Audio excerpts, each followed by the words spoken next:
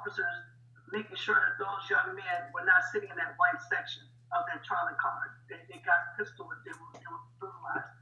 And then too, I don't think anybody who has a sense of decency, of humanity, can delight that their city was one of the epicenters of this kind of brutality. And the Houston that we're enjoying today, being celebrated as one of the most, if not the most diverse city in the nation, came out of this event. So when other cities in the South were going through their trials with the civil rights movement in the 1950s and on, Houston had already gone through its trial by fire, no pun intended. And so they don't want to see that anymore here, unchecked racism. You can't keep somebody down, as the corporal in Boston said. You keep pushing somebody down, they will come up. And you don't want to see that ever again. And so even though it was something bad, it wasn't one of the military's brightest moments. It's an embarrassment to devalue human life in that form. Men who are wearing the uniform proudly representing this country. That's how a lot of the young men escaped the oppression of Jim Crow segregation. They went and served in the military. And I never would have thought my uncle, who was on a mission looking for Pancho Villa, eating dust in Mexico, he had been over in the Philippines, and he would end up at the end of a lease in Houston at home. And it's kind of hard to take. It's hard to understand. Jefferson, when did you find out about this story, and what compelled you to put together a performance piece around this story? Vinod on this panel. Yeah, we had a lunch, and Vinod is an incredible storyteller, and he leads these tours where he takes you through along the route that the soldiers traveled during that fateful evening, and he inspired me. I mean, really, point blank. Every once in a while, someone will tell a story so good, and you're just like, for me, it was about the location. And it still is. I mean, to stand up near Velvet Taco and say that this is where, Rufus Daniels was shot. It's so like surreal to think that people aren't aware of this story in the space. And I think that was the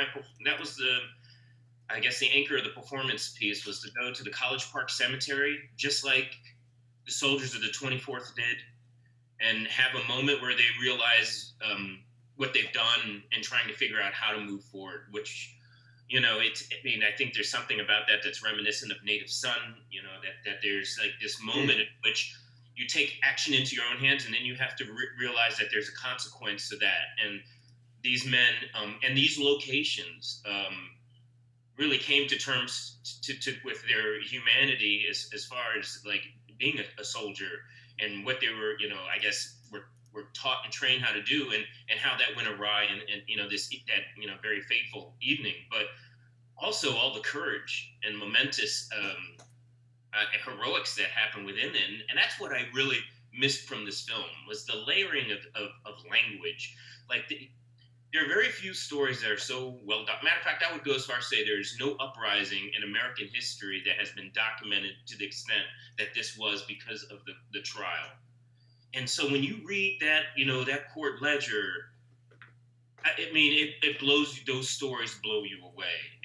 And somehow there's no way to really be able to get at it the way I feel like, because it requires a certain kind of sensitivity and intimacy with the individuals and the conversations that happen that are so well documented. And so Vinod is the person that got me into it. And I'm so glad, because I think this is probably one of the most powerful stories I've ever read. And when I read A Night of Violence by Robert Haynes, that I know Vinod pointed me in that direction. I mean, this was written in 1977, so the story has been out there, but I think it's systematic. You ask, why don't you know about this? Why, as a Houstonian, why didn't you know about the story? I don't think it's a coincidence. I think it's been systematically removed from history books. It hasn't been talked about. So I guess these are the kind of things that got me interested in doing work in Houston, because it is a hidden story for sure, and the landscape will tell you, will point you in the right direction, but without that knowledge, without people knowing what was there, it's almost like um, it's abstract. Vinod, since you're the storyteller for this, why is it that this story isn't more well known? Why did it take so long for something like this to actually come into play, where someone sees this story and feels compelled to bring it to film? I think that it's very much got to do with the very nature of Houston. I mean, as you are, as everyone on this panel is, we're living in Houston. We're great boosters of this city. We love it.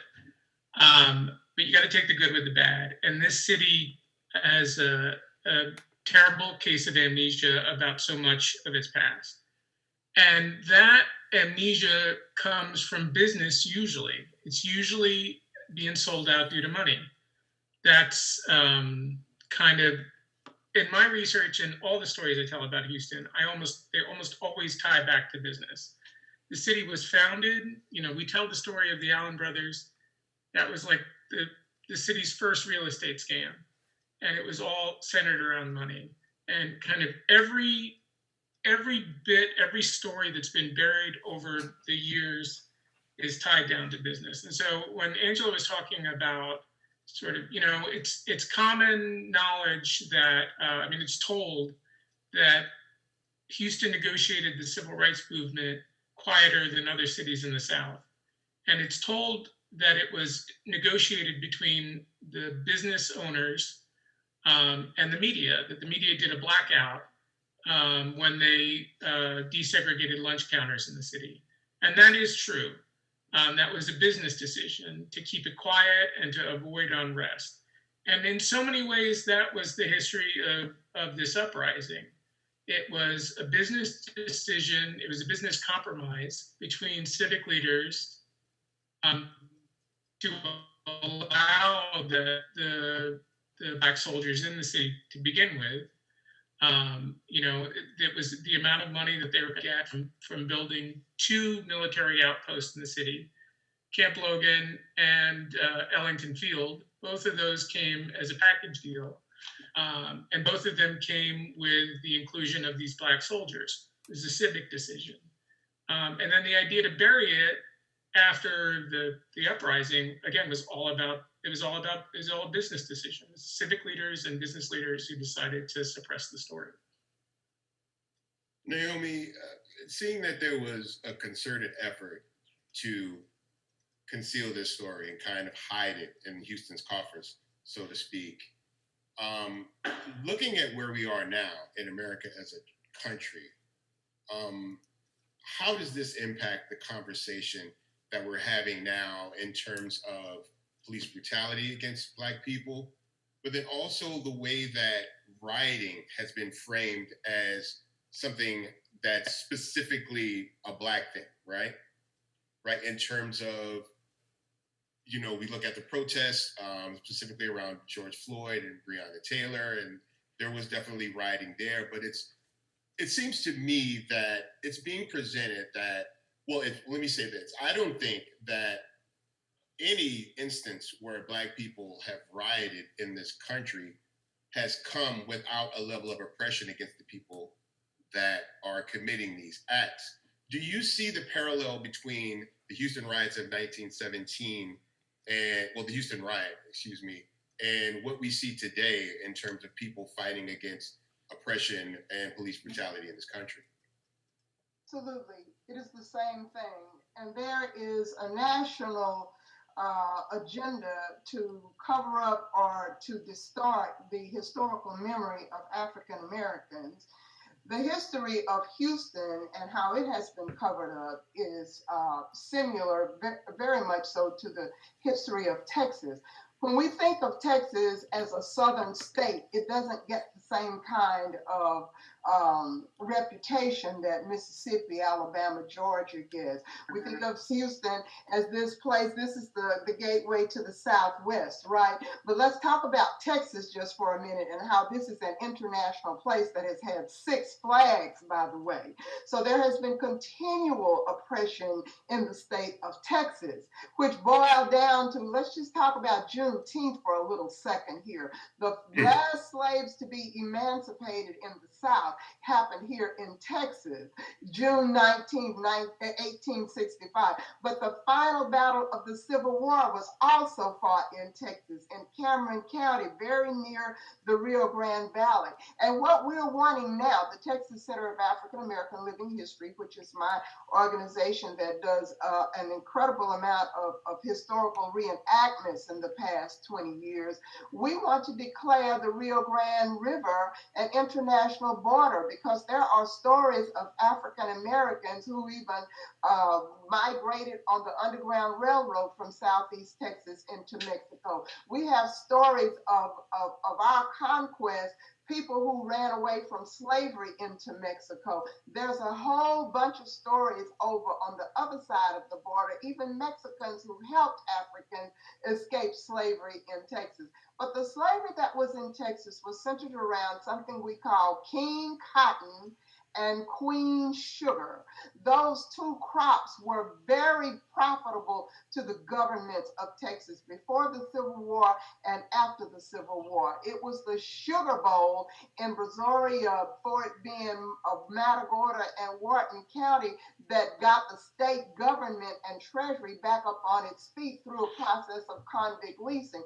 So this story of this film, it really, one of the things two things that occurred to me about this story, and that's how Black Death had become a spectacle in this country. Whether it's football or basketball that you watch as a sport, for some reason, there is a spectacle around Black Death. It's almost like you got black bodies swinging in the southern breeze, black boys lying in the city streets.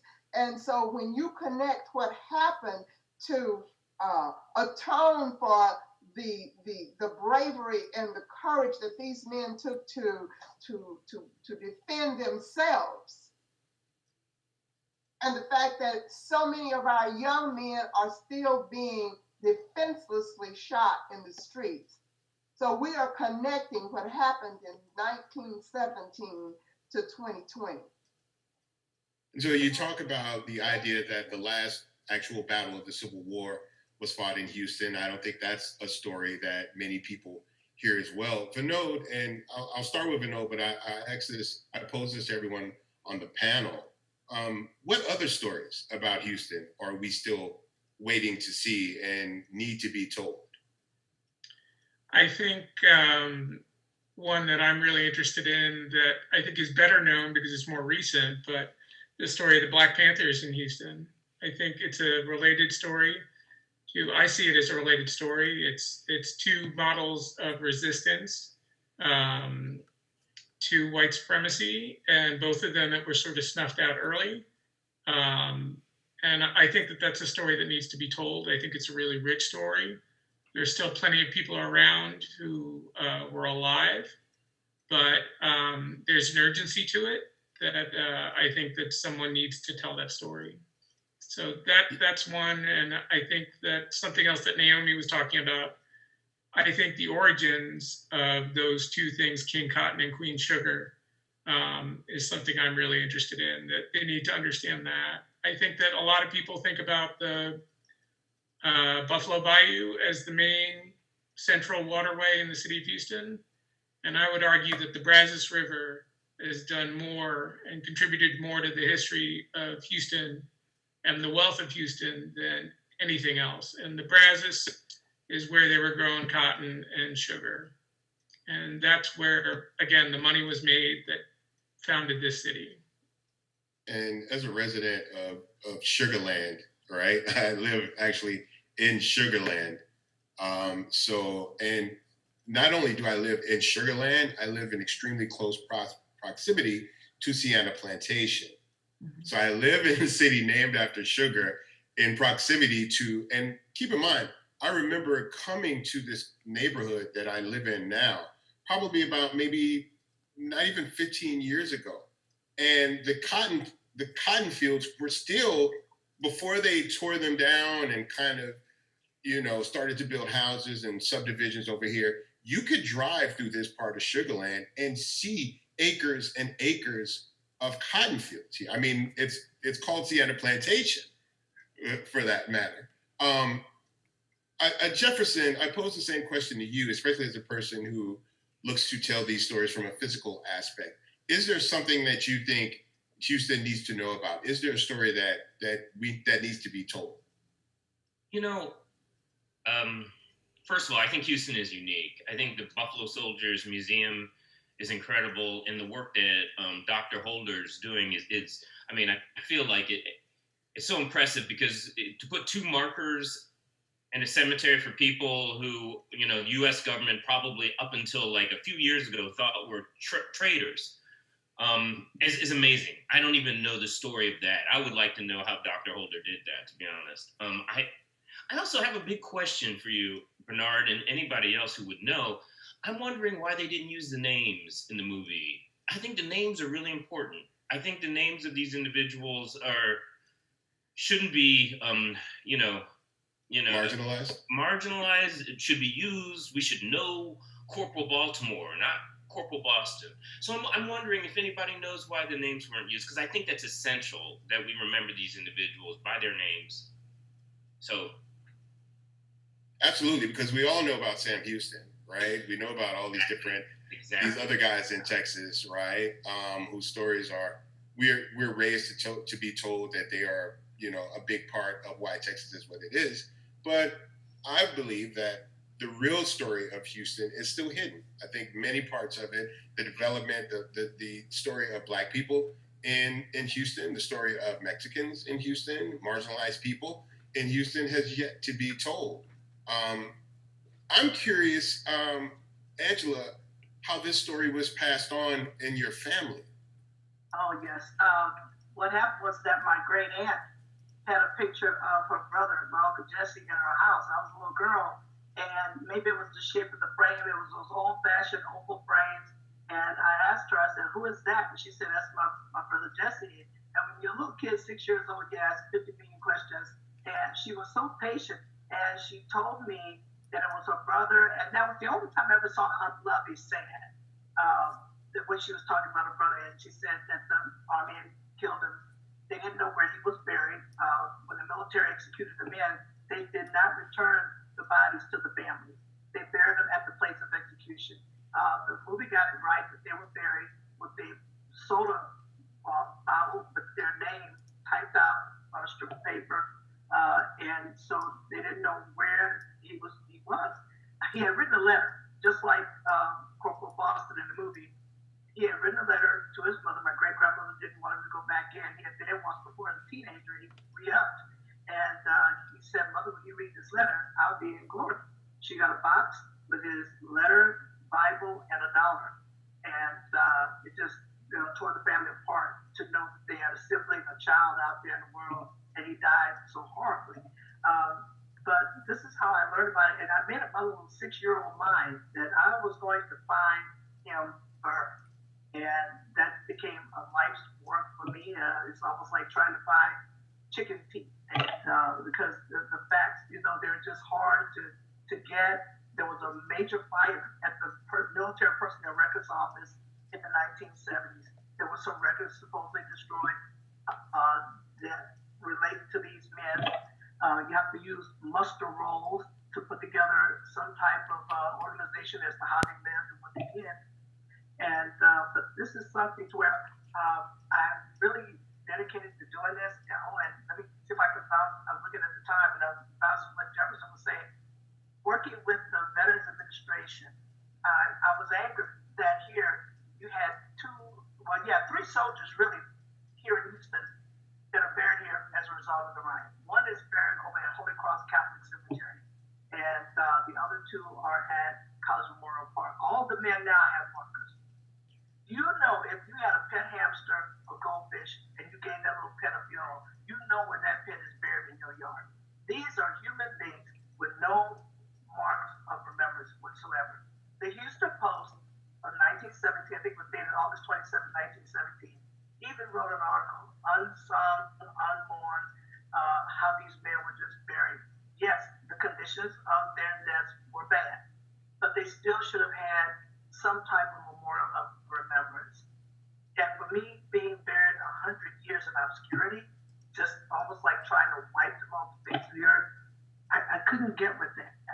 So Captain Matthews were able to work with the regional office of the VA here in Houston and get the necessary paperwork. You have to go through channels because we're not next of kin. So it's a process. But they were able to do this and come up with those markers, and those men are not obscure anymore.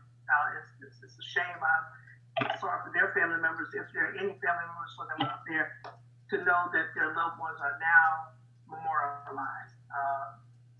But that was something that really disturbed me, that these men, the tragic circumstances of their deaths, that they did not have a marker. My uncle, he's buried at Fort Sam Houston National Cemetery. The equality that they wanted in life, they got it in death. They integrated the cemetery when they were putting that cemetery together at Fort Sam Houston. These men desegregated that cemetery. I said, wow. So yes, and there were, how many men? There were 19 total. Out of the 17 are at Fort Sam. Two other family members, two families got their loved ones' remains. But they did have a marker. The fourth soldier who died as a result of the riot, he's buried at San Antonio National Cemetery. He was the only one of the four who died that night or a couple of days later from wounds that had a marker. The other three here in Houston are 100 years, no marker. But now they have one. Amazing. Naomi, doubling back on the question that Jefferson posed, when you hear Angela talk about how traumatic it was for her family to know that this happened, for them to try to, find this family member that they had lost, and just the idea of Black identity, how much of a disservice do you think renaming some of these characters in this film does to the integrity of the film?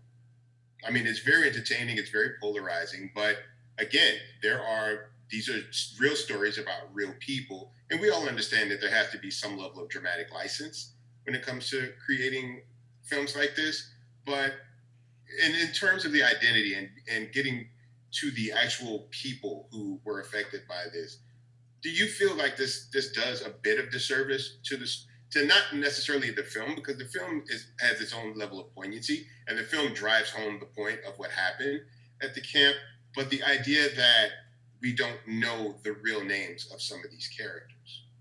Let me just say that the name of the park where this supposedly happened in the vicinity of is called Memorial Park.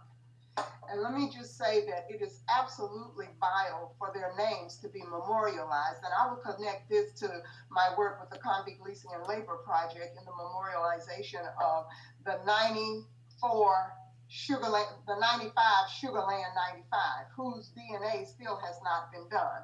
So there were 94 men. One of those persons was a woman. The youngest of those persons was believed to have been 14. The oldest was believed to have been 70.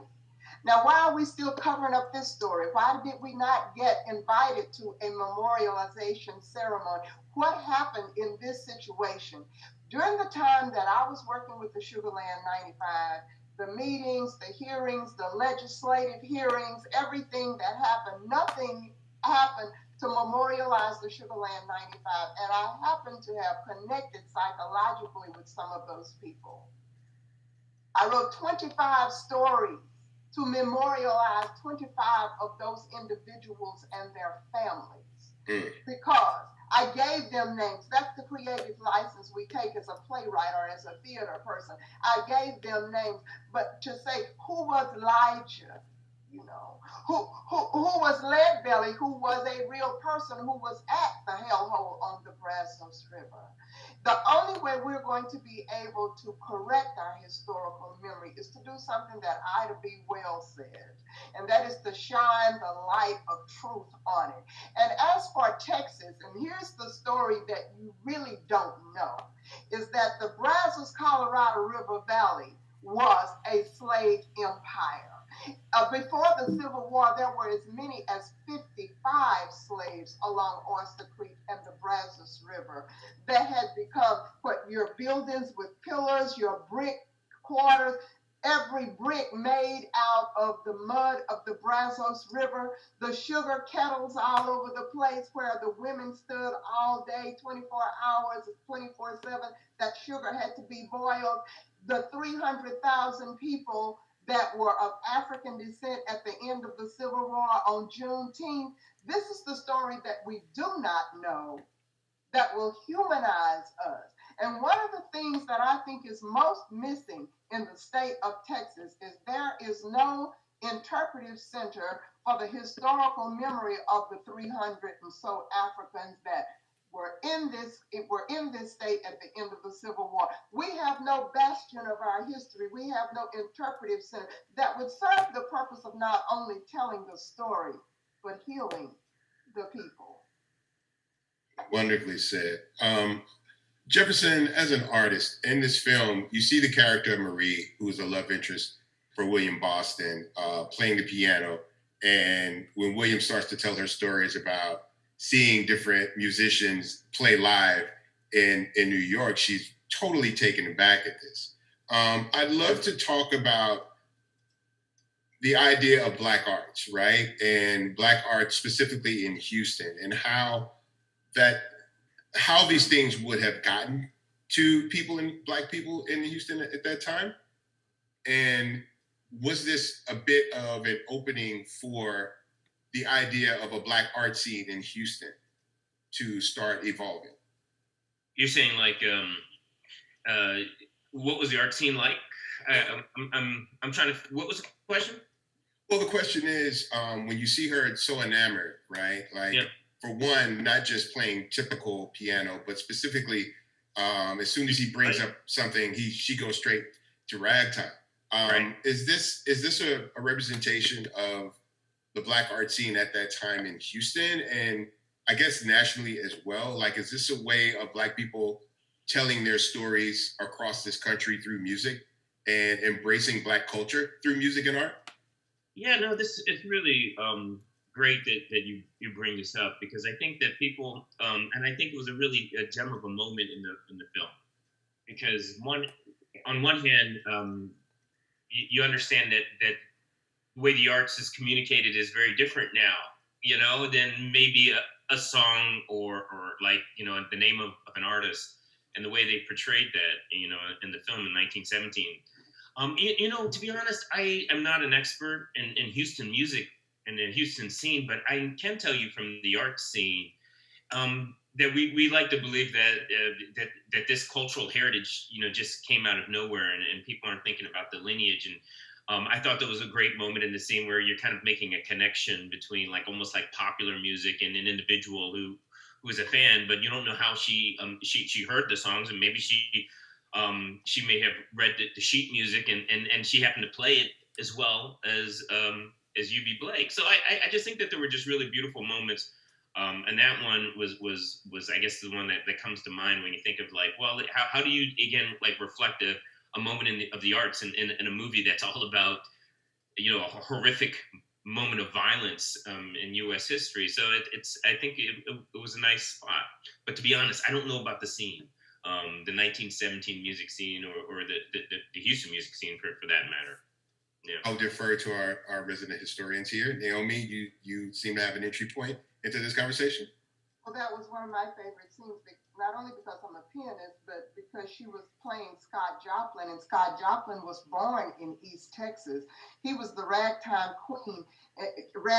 king. In fact, his Maple Leaf Rag sold over 1 million copies in 1899. So that music is like native to Texas, ragtime. It's also kind of Texas, Louisiana, because Scott Joplin is from East Texas. Right. So there's obviously that It's connection. beautiful. Yeah. And one of my favorite lines was that he told her if he moved her to New York that he would never separate a woman from her piano. I could relate to that. No, this movie has so many touching moments and that still resonate with me. Vinod, in terms of the presentation of this material, right, and the idea of telling this story in modern time, where does this story fit within the overall story of Houston? Oh, I mean, I think. Let me say with Black Houston. Let's start there. I mean, I think it's the story is it because it wasn't so well known. I think it's replayed itself again and again through history. I mean, that's why I brought up the People's Party too, the Black Panthers in the city. It was a similar thing. I mean, I think that there's again and again and again this idea of resistance to oppression has come up. It's risen up in Houston and then been sort of pushed down again and again and again. I keep thinking about, one of the things about Camp Logan that struck me is like what a turning point this could have been. This was a sign of like Black fortitude that had never been seen in the city before. Much less in any part of the South. But this symbol, this moment of Black strength and professionalism, like these guys were incredibly skilled. Like they were really good at what they do. The film, in some ways, like it portrays so many of the soldiers as really young, which is how we think of soldiers today, right? But when you look at the ages of a lot of these soldiers, they were professionals who, some of them had been re-upped 4 or 5 times. Vida Henry, the first sergeant, he had re-upped 4 times. The one soldier who was kind of a local guy, this guy named Risley Young, who'd grown up in Galveston, was 40 years old at the time. He was a 40-year-old private. He fought in the Philippines. These guys were like battle hardened. They were professional soldiers. They were good at what they did. And they brought a level of professionalism to what they did, not just the calculus behind the uprising, but the way that they executed it showed a real discipline to it. And that is something that struck me about this, that these people were really good at what they were doing. They were showing off their skill and their professionalism. And there was a lot of thinking about it, which is why I resist the term riot. I think you brought it up earlier. I think riot is not the right term for this. It's a pejorative term to begin with. This was an uprising. It was a mutiny, maybe you want to call it that. But this really was in response. This was a defensive action in response to provocation.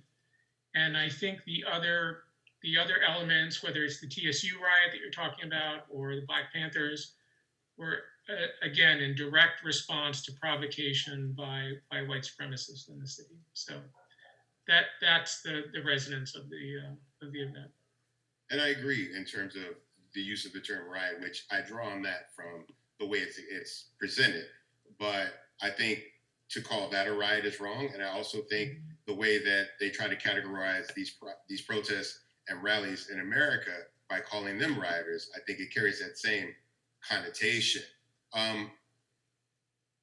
Naomi, and I'm just going to be very honest and open here, a lot of times when Black stories are told through film, there's always this idea of the white savior in the movie, right? That kind of comes in and saves the Black people from all of their discrimination and the violence perpetrated on them. I feel as if in this story, there was a concerted effort to reject that by Boston.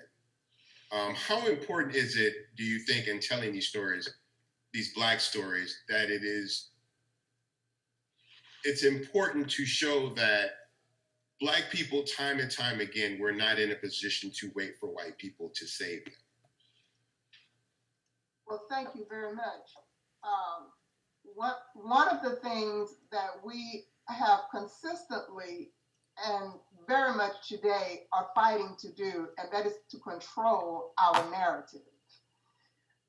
We have to tell our stories from our point of view. I can't tell your story, Bun. I haven't had your experience. You haven't had my experience, but there has been a concerted effort to, every time we get ready to revise history, as Blacks learn more about themselves, whites try to stay one step ahead and say, okay, I can tell it.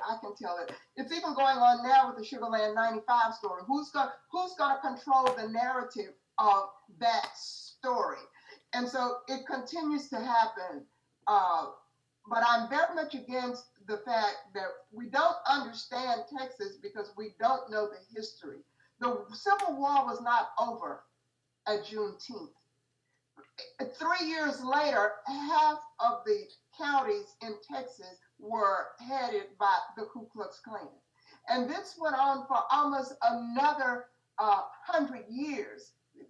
Then we come down to the time when the news media and the businessmen deliberately black out what's going on in North Carolina or with the Little Rock Nine. I knew nothing about that in the 60s. But we have to tell the stories of Carl Hampton. We have to tell the stories of the 24th. We cannot have our students to grow up thinking that Black people did not have courage, that they laid down and took slavery, and that it's okay for us to continue calling our ancestors slaves when they were enslaved. We have to put the responsibility for enslavement where it belongs. We have to put the responsibility for oppression where it belongs. And it's just like a steam cooker. You keep boiling it and keep boiling it, and it is going to blow up. And that's where we are now, in this war between white supremacy and 90% of colored people on this earth. And hopefully, we will be able to watch films like this together so that we can see the inhumanity, injustice, so that we can realize that if we can be more peaceful, if we can be more tolerant of each other, this earth may be able to better serve its people with its resources. We need healing. Thank you. Thank you so much for that. I'm going to pose one last question. And this is for anyone in the panel that wants to take it, because they're letting me know we kind of wrap up pretty soon, because I'm sure we could talk about this conversation more and more. This film by itself at any given time would have a certain level of adamancy, and it would resonate on a certain level. I'd love to hear your opinion on the idea that this film is being presented to the public in this moment. Is that just a coincidence, or do you think that this is kind of how this was supposed to play out? Because I feel as if this film would not get, and I do believe this film deserves a ton of attention. I think, again, I said it before, I think everyone needs to see this film. But I feel like right now, in this moment in time that we live in, it's even more necessary that everyone see this film and understand the dynamic of Black people in terms of their service to this country, in terms of the way that they have been treated by the police in this country, but also how their stories have not fully been toned and fleshed out in this world, basically.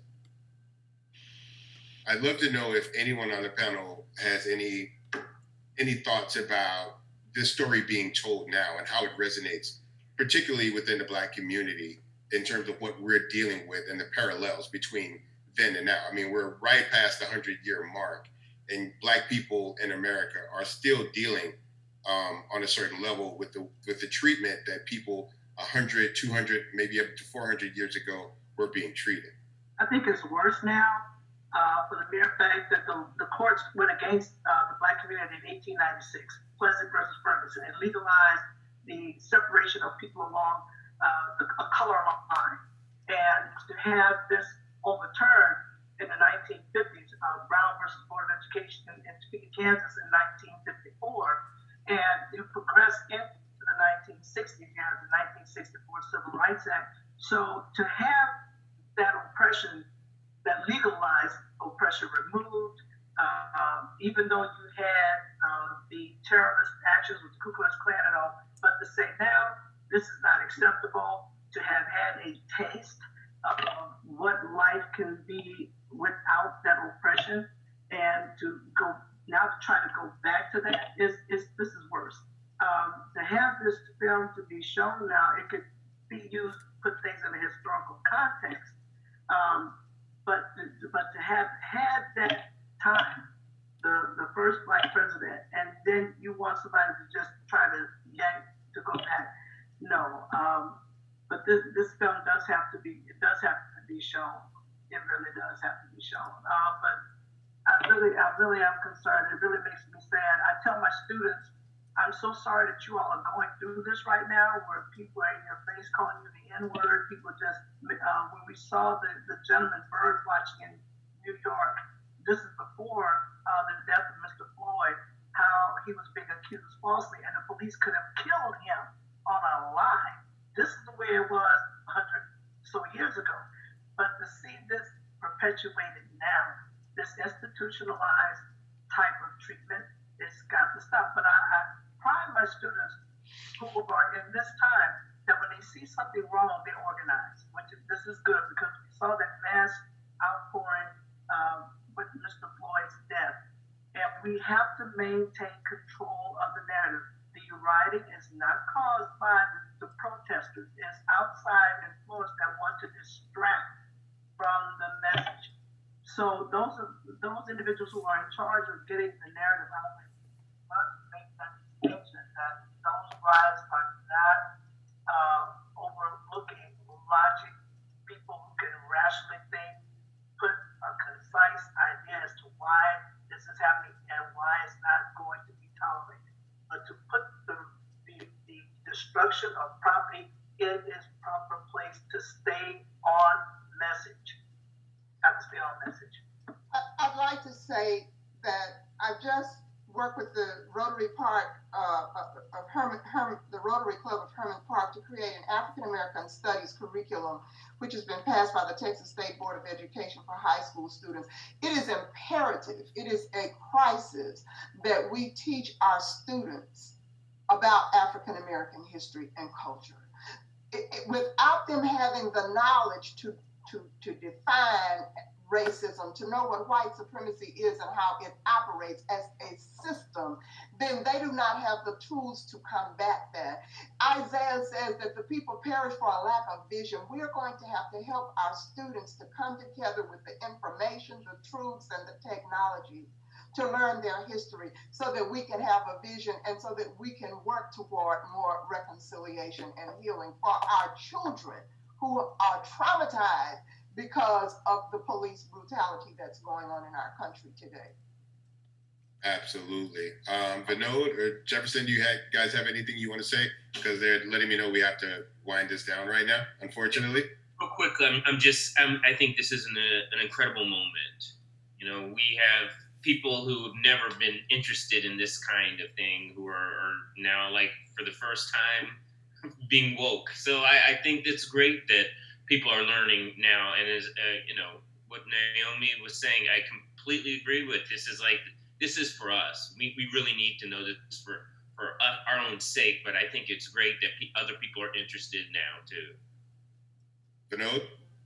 I will say I'm not a Black person, and I have thought about what my role is, and I think that there is a role for a faithful ally to do what we can to elevate Black voices and tell their stories. And as far as my stories go, I'm telling stories of Black people and other people of color. If white audiences are more willing to hear the story from me, then I'm willing to tell the story. And I think that sometimes they take it from me a little easier. It's easier on their guilt that they don't have to see it from a Black person. I'm just happy to get the story out, and they need to see it and they need to confront it. And that's what I think. Well, I just want to thank everyone for joining us on this panel today. It was a pleasure talking to you all, Naomi, Angela, Vinod, Jefferson.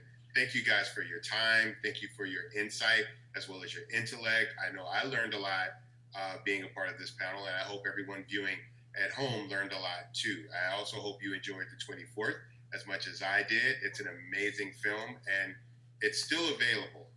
So the film will be available for 48 hours. So go and tell your friends. Tell them to go to cinemahcx.org. There's still time for them to go and purchase the opportunity to watch this film and learn a lot more about Houston history, Black history, the history in general. Thank you guys so much for participating in this panel. Thank you, Jessica, for putting this together. On behalf of the Houston Cinema Arts Society and Houston Cinema Arts Festival, I want to thank everyone for tuning in. Have a great day, and make sure you watch more films. We have a lot more engaging cinema for you guys to watch. For more information and for a list of films that are still available for you to watch, please go to cinemahcx.org.